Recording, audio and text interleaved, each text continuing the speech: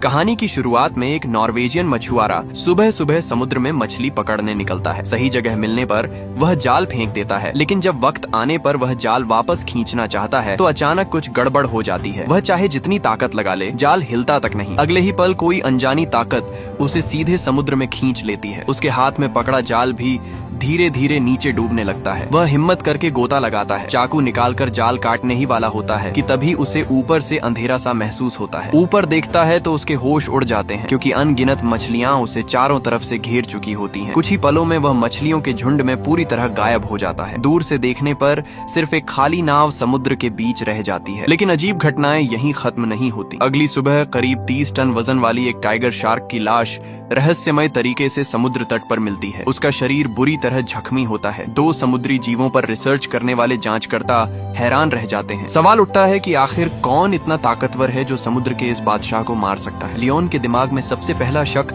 आसपास के मछुआरों पर जाता है। वे एक बुजुर्ग मछुआरे से मिलने जाते हैं। लियोन जब अपना मकसद बताता है तो बूढ़ा कुछ कहे बिना उन्हें बंदरगाह ले जाता है। वहाँ एक छोटी नाव दिखती है जिस पर टाइगर शार्क ने हमला किया था। उसी रात तड़के उन पर शार्क ने अटैक किया था। आमतौर पर शांत रहने वाली टाइगर शार्क उस दिन बिल्कुल पागलों जैसी हो गई थी। इतनी बड़ी शार्क और इतनी छोटी नाव, जान बचाने के लिए मछुआरों के पास पलटकर वार करने के अलावा कोई रास्ता नहीं था। लेकिन इतना करना भी किसी वयस्क टाइगर शार्क को मारने के लिए काफी नहीं था। साफ था कि उसकी मौत के पीछे कोई और वजह थी। बूढ़ा मछुआरा जाने के बाद लियोन का मन और भी बेचैन हो जाता है। आखिर टाइगर शार्क इंसानों पर अचानक हमला क्यों करने लगी है? रात होते ही समुद्र के नीचे निगरानी करने वाला चार्ली भी कुछ गड़बड़ महसूस करता है। समुद्र में लगे बॉय से चेतावनी सिग्नल मिलने लगते हैं, इसलिए वह हालात देखने के लिए खुद पानी में उतरता है। जल्द ही वजह सामने आ जाती है। डिटेक्टर एक मछली पकड़ने वाले जाल में फंस गया था। वह जाल खोलने ही वाला होता है कि तभी उसे पास से एक अजीब सी आवाज सुनाई देती है। वह घबरा जाता है, जल्दी जल्दी जाल खोलकर डिटेक्टर को पकड़ता है और सतह की ओर तैरने लगता है। पानी से बाहर निकलने पर इस बार कोई हादसा नहीं होता। वह सुरक्षित नाव पर चढ़ जाता है। फिर भी न जाने क्यों वह जोर जोर से हाँफ रहा होता है और अंदर से ऐसा महसूस करता है जैसे मौत को छू कर लौटा हो। लेकिन उसका काम अभी खत्म नहीं हुआ था, क्योंकि उसे डिटेक्टर दोबारा समुद्र में डालना था। इस बार वह अपने बॉयफ्रेंड को मदद के लिए बुलाता है। सही जगह तय करने के बाद दोनों मिलकर डिटेक्टर नीचे उतार देते हैं। वापस लौटने ही वाले होते हैं कि चार्ली के बॉयफ्रेंड की नजर पानी की सतह पर किसी ऐसी चीज पर पड़ती है जो उसने पहले कभी नहीं देखी थी। चार्ली हुक की मदद से उसे बाहर खींच लेता है। फिर वह अपने बॉयफ्रेंड को समझाने के लिए एक छोटा सा ट्रिक दिखाता है। बॉयफ्रेंड पूरी तरह सन्न रह जाता है। चार्ली बताता है कि समुद्र में मरने के बाद शरीर सड़ता है, उससे मीथेन गैस बनती है और दबाव में वही मीथेन जमकर आग वाली बर्फ यानी फायर आइस बन जाती है। उसके हाथ में जो चीज है वही फायर आइस थी। शुरू में चार्ली ने इसे ज्यादा गंभीरता से नहीं लिया, लेकिन जैसे ही उसने समुद्र की सतह की ओर देखा, उसका चेहरा जम गया। पानी पर बड़ी मात्रा में फायर आइस तैर रही थी। 1-2 टुकड़े होना सामान्य था, लेकिन इतनी ज्यादा मात्रा बिल्कुल असामान्य थी। उसने तुरंत अपने सीनियर्स को रिपोर्ट किया। ऊपर वालों ने भी यह देखकर झटका खाया। सबको लगा कि कुछ तो बहुत गलत हो रहा है। चार्ली को आदेश मिला कि वह इस समुद्री इलाके पर लगातार नजर रखे और जरा सी भी गड़बड़ी हो तो तुरंत रिपोर्ट करे। पिछले कुछ दिनों से लियोन लगातार आसपास के समुद्री इलाके में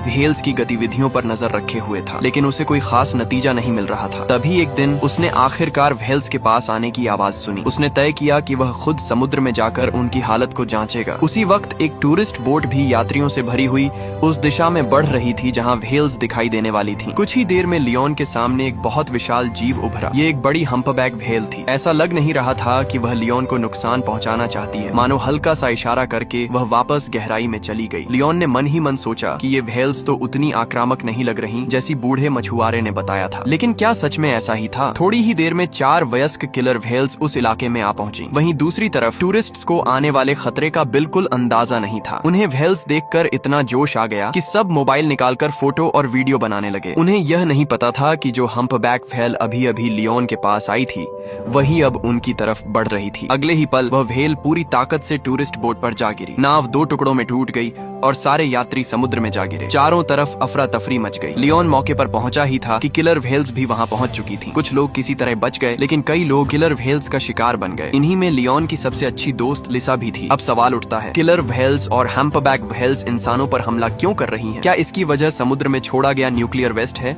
जिसने उन्हें भड़का दिया, या फिर इसके पीछे कोई और कहीं ज्यादा गहरी वजह है? उधर एक मिशेलिन स्टार शेफ रसोई में रखे लॉबस्टर को काटने ही वाला था कि अचानक उसके हाथ रुक गए। उसने देखा कि लॉबस्टर के शरीर से रुई जैसी सफेद तरल चीज निकल रही थी। इतने सालों के करियर में उसने ऐसा पहले कभी नहीं देखा था। वह उसे ध्यान से देखने ही वाला था कि अचानक और भी ज्यादा सफेद तरल बाहर निकल आया। शेफ गुस्से में आकर अपने सहायक को लॉबस्टर हटाने और सफाई करने का आदेश देता है। वह लॉबस्टर को उठाकर पास खड़ी एक महिला कट्टर को देता है और खुद सफेद तरल को साफ करवाने लगता है। महिला कट्टर लॉबस्टर को ग्राइंडर में डाल देती है, लेकिन जैसे ही वह मशीन चालू करती है, लॉबस्टर के अंदर की सफेद तरल चीज उछलकर उसके ऊपर पड़ जाती है। वह देखती है कि सब कुछ नाली में बह गया है, तो ज्यादा ध्यान दिए बिना वहाँ से चली जाती है। लेकिन रात होते ही अजीब घटनाएं शुरू हो जाती हैं। शेफ के हाथ बेकाबू कांपने लगते हैं, पसीने से तर हो जाता है और शरीर में जरा भी ताकत नहीं बचती। मजबूर होकर वह फिर से सहायक को बुलाता है। उसे लगने लगता है कि अगर वह तुरंत बाहर नहीं गया तो वहीं दम घुट जाएगा। वह किसी तरह खुद को संभालते हुए रेस्टोरेंट से बाहर निकलता है, लेकिन कुछ ही दूर जाकर जमीन पर गिर पड़ता है। उसके मुंह से गाढ़ा काला खून निकलता है। एक लॉबस्टर की वजह से उसकी जान चली जाती है। रसोई में मौजूद बाकी दोनों की हालत भी कुछ ठीक नहीं थी। दोनों की ताकत भी जवाब दे चुकी थी। महिला कट्टर खुद को संभालने की कोशिश करती है,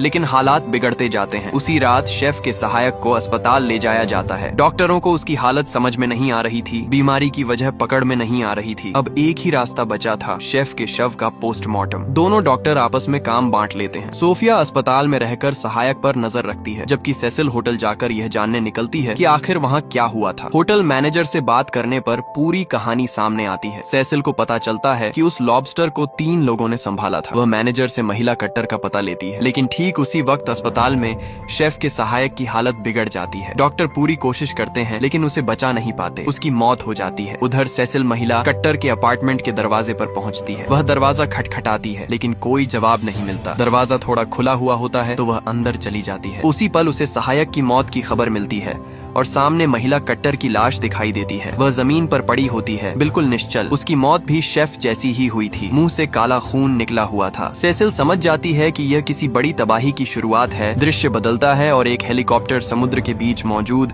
एक रिसर्च शिप पर उतरता है। इसमें आने वाला कोई और नहीं बल्कि समुद्री जीवों पर रिसर्च करने वाला मशहूर वैज्ञानिक डॉक्टर सीगल होता है। टाइगर शार्क के इंसानों पर हमलों के बाद से इस समुद्री इलाके पर कई एक्सपर्ट्स की नजर बनी हुई थी और सीगल उन्हीं में सबसे आगे था। जैसे ही डीप सी कैमरा समुद्र की गहराइयों में पहुंचता है, स्क्रीन पर जो दिखाई देता है वह सबको चौंका देता है। नीचे चारों तरफ सफेद सफेद मीथेन बैक्टीरिया फैले होते हैं, जिन पर अनगिनत बर्फीले कीड़े रेंग रहे होते हैं। अगर ये कीड़े थोड़ी थोड़ी जगह पर जमा होते तो शायद सामान्य लगता, लेकिन जहाँ तक नजर जाती है हर तरफ वही कीड़े थे। ये नजारा बेहद अजीब और डरावना था। टीम जब पास जाकर इसे और साफ देखने की कोशिश करती है, तभी अचानक कैमरे की लाइट बंद हो जाती है। कुछ देर बाद लाइट फिर से चालू होती है। स्टाफ बताता है कि उन्हें भी समझ नहीं आ रहा कि ऐसा क्यों हुआ। सीगल फैसला करता है कि इन बर्फीले कीड़ों के सैंपल लिए जाएं। कई तस्वीरें लेने के बाद उसे एक चौंकाने वाली बात दिखती है। इन कीड़ों के सिर्फ दांत ही नहीं थे, बल्कि जबड़े भी बन चुके थे, जबकि आम तौर पर ठंडे इलाकों में मिलने वाले बर्फीले कीड़ों में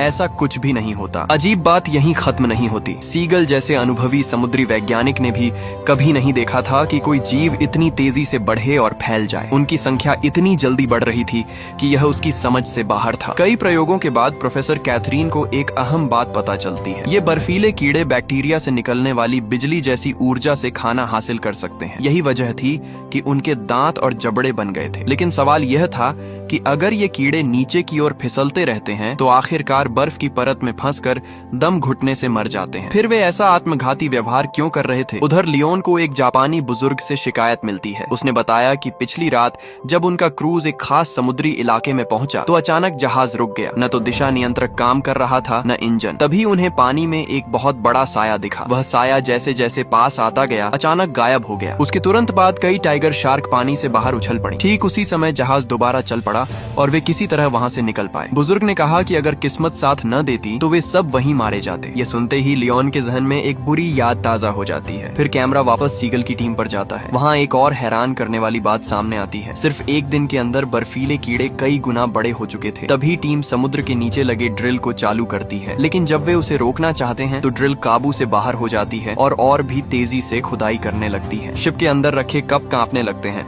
और कुछ ही सेकंड में पूरी रिसर्च शिप जोर जोर जोर से हिलने लगती है। जहाज कुछ देर तक समुद्र की लहरों पर डगमगाता रहता है, फिर जाकर सब शांत होता है। इसी बीच कैथरीन को एक और खोज मिलती है। ये सच था कि बर्फीले कीड़े बैक्टीरिया के बीच मर जाते हैं, लेकिन मरने के बाद वे अपने अंदर जमा भारी मात्रा में बैक्टीरिया छोड़ देते हैं, जो फिर बर्फ की परत को और ज्यादा नुकसान पहुंचाते हैं। वे ऐसा क्यों कर रहे हैं, यह अभी साफ नहीं था, लेकिन कैथरीन को यकीन था कि इससे ग्रीन हाउस इफेक्ट पर कोई असर नहीं पड़ेगा, इसलिए ज्यादा घबराने की बात नहीं है। लेकिन क्या वाकई ऐसा ही था? असल में खतरा उनकी सोच से कहीं बड़ा था। उधर पास के ही दूसरे समुद्री इलाके में चार्ली की दोस्त और सहकर्मी जूली को चार्ली की तरफ से एक ईमेल मिलता है। वह प्यार भरा जन्मदिन का संदेश होता है। जूली इसे देखकर बहुत खुश हो जाती है और चार्ली के लिए एक वीडियो रिकॉर्ड करती है, जिसमें वह दिल से कई बातें कहती है। वीडियो खत्म होते ही एक अजीब घटना होती है। उसका कंप्यूटर अचानक काम करना बंद कर देता है और डेस्कटॉप पर बना पेंगुइन हिलने लगता है। अगले ही पल उसे पीछे रखे सिस्टम से जोरदार आवाज सुनाई देती है। वह जहाज के नीचे का सोनार सिग्नल था। वह अभी समझ ही रही होती है कि हो क्या रहा है। तभी पूरा जहाज जोर से हिलने लगता है। हाँ, वह उसका जन्मदिन था, लेकिन वही उसका आखिरी दिन भी बन जाता है। एक मेडिकल एक्सपर्ट अपनी उंगली काटती है और खून की एक बूंद कांच के बर्तन में गिराती है। जैसे ही माइक्रोस्कोप की तस्वीर स्क्रीन पर आती है,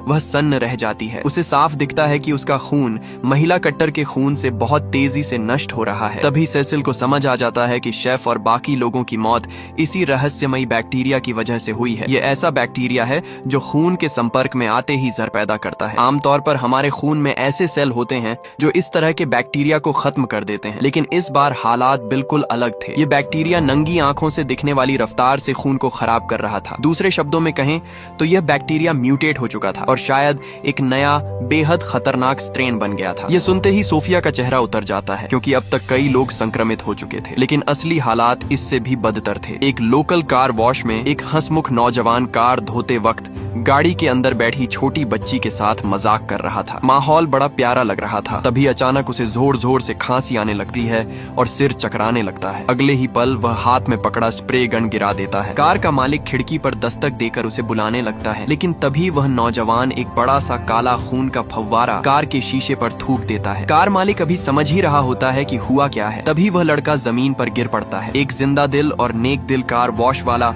यूं ही अपनी जान गंवा देता है। और वह अकेला मामला नहीं था, क्योंकि इस जहरीले बैक्टीरिया से संक्रमित लोगों की संख्या लगातार बढ़ रही थी। सोफिया को शक होता है कि यह बैक्टीरिया अब हवा में भी फैल चुका है, लेकिन सेसिल इससे सहमत नहीं होती। अगर यह हवा में फैलता तो लॉबस्टर को पीसकर नाली में बहाने का मतलब कुछ और ही होता। ये सुनकर सोफिया और भी घबरा जाती है। अगर सच में ऐसा है तो हालात पूरी तरह हाथ से निकल चुके हैं। इसी दौरान इटली के वेनिस शहर में भी अजीब नजारे देखने को मिलते हैं। एक पढ़ा लिखा सा कपल पुल पर हंसी मजाक कर रहा होता है। लड़की गलती से लड़के के हाथ से किताब गिरा देती है। बस इसी छोटी सी हलचल के बाद अचानक पानी से सैकड़ों नहीं बल्कि हजारों जेलीफिश बाहर आ जाती हैं। देखते ही देखते पूरा वेनिस का पानी जेलीफिश से भर जाता है और यह सिलसिला एड्रियाटिक सागर तक फैल जाता है। दूसरी ओर डॉक्टर सिगेल 3 शिप फाउंडेशन नाम की एक कंपनी पहुंचता है। वह वहां के जिम्मेदार आदमी को एक फाइल देता है और कहता है कि उसके बॉस को यह तुरंत देखनी चाहिए, क्योंकि इसका रिश्ता गोल्ड फिश मैन वाले मामले से हो सकता है। ये सुनते ही वह आदमी चुप हो जाता है और बिना कुछ कहे मेहमान को बाहर छोड़ने लगता है। दृश्य टोक्यो में 3 शिप के हेडक्वार्टर पर जाता है। वहाँ कंपनी के मालिक किमुरा बर्फीले कीड़ों की तस्वीरें देखकर हैरान रह जाता है। वह पूछता है कि इनमें दांत और जबड़े कैसे उगाए। महिला बताती है कि ये कीड़े नॉर्वे के समुद्री इलाके में मिले हैं और साफ तौर पर म्यूटेट हो चुके हैं। उनका मानना था कि भविष्य में जब वहाँ संसाधनों की खुदाई की जाए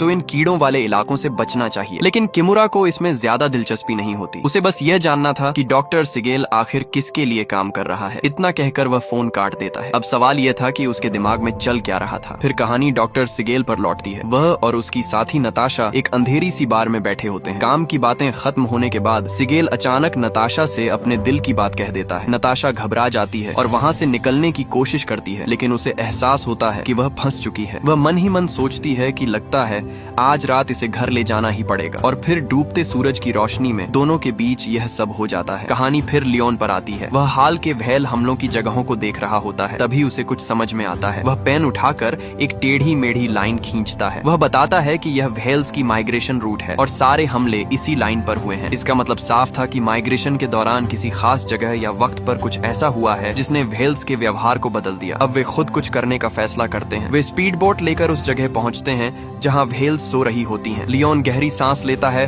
और सीधे समुद्र में छलांग लगा देता है। जल्द ही उसे सोती हुई हम्पबैक व्हेल्स का झुंड दिख जाता है। नाव पर खड़ी श्याओ मेई सांस रोके खड़ी रहती है, डरते हुए कि कहीं व्हेल्स जाग न जाएं। लियोन अपने पास रखा रखा रडार वाला कैमरा निकालता है और बहुत सावधानी से उसे एक हम्पबैक व्हेल के शरीर पर चिपका देता है। लेकिन जैसे ही वह वापस लौटने वाला होता है, श्याओ मेई का डर सच हो जाता है। व्हेल्स जाग चुकी होती हैं। व्हेल्स के जागते ही पानी के अंदर माहौल बदल जाता है। लियोन तुरंत समझ जाता है कि अब जरा सी भी गलती भारी पड़ सकती है। वह बिना कोई तेज हरकत किए धीरे धीरे पीछे हटने लगता है। श्याओ मेई नाव पर जमी हुई खड़ी रहती है। दिल जोर जोर से धड़क रहा होता है। कुछ पल ऐसे लगते हैं जैसे समय थम गया हो। व्हेल्स कुछ सेकंड तक इधर उधर हलचल करती हैं, फिर गहराई की ओर बढ़ जाती है। लियोन किसी तरह सतह पर पहुंचकर नाव में चढ़ जाता है। दोनों बिना एक दूसरे की तरफ देखे खामोशी में वहां से निकल जाते हैं। नाव दूर जाते ही लियोन के दिमाग में साफ तस्वीर बनने लगती है। व्हेल्स, शार्क्स, जेलीफिश, बर्फीले कीड़े और अब इंसानों में फैलता बैक्टीरिया सब किसी न किसी तरह से जुड़े हुए हैं। ये सिर्फ अलग अलग हादसे नहीं हैं, बल्कि एक ही कड़ी के हिस्से हैं। समुद्र के अंदर कुछ ऐसा बदल चुका है जो पूरी इकोसिस्टम को उलट पुलट कर रहा है। उसी समय वैज्ञानिकों के बीच भी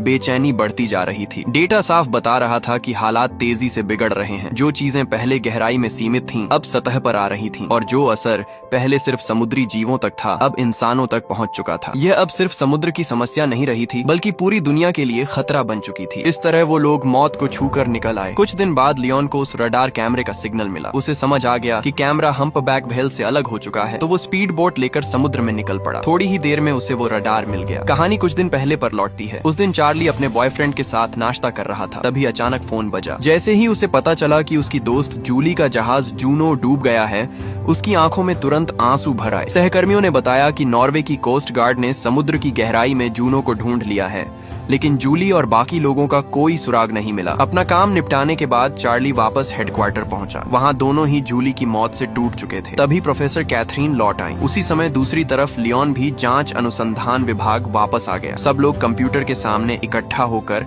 व्हेल के शरीर पर लगे कैमरे से आई फुटेज देखने लगे। उधर कैथरीन और उनकी टीम भी वहीं कर रही थी। वो लोग जूली के जहाज के डूबने के बाद का समुद्री तल देख रहे थे। जैसे जैसे कैमरा जूनो के पास आता गया, प्रोफेसर और बाकी लोगों के चेहरे हैरानी से भरते चले गए, मानो उन्होंने कुछ बेहद डरावना और अकल्पनीय देख लिया हो। इधर लियोन और श्याओ मेई की हालत भी कुछ खास बेहतर नहीं थी, क्योंकि उन्होंने देखा कि हम्पबैक व्हेलों का झुंड बेहद गहराई में तैर रहा था, जिसे देखकर श्याओ मेई भी पूरी तरह कंफ्यूज हो गई। वो व्हेल किसी अनजान बुलावे पर एक ही दिशा में तैरती चली जा रही थी। थोड़ी देर बाद वो चमकते हुए हल्के हल्के दिखाई देने वाले एक अजीब से पर्दे के सामने रुक गई। अगर मेरा अंदाजा गलत नहीं है, तो वो सामने मौजूद अपने लीडर के आदेश का इंतजार कर रही थी। एक अफ्रीकी मूल का कपल समुद्र किनारे रोमांटिक पल बिता रहा था। तभी अचानक एक छोटा सा केकड़ा लड़की की जांघ पर चढ़ गया। बॉयफ्रेंड ने कहा कि इसमें हैरान होने वाली कोई बात नहीं है, आखिर ये समुद्र का किनारा ही है। लेकिन जैसे ही दोनों दोबारा अपने अच्छे पल वापस लाने वाले थे, अजीब हालात फिर से पैदा हो गए। लड़के ने थोड़ी दूर की तरफ देखा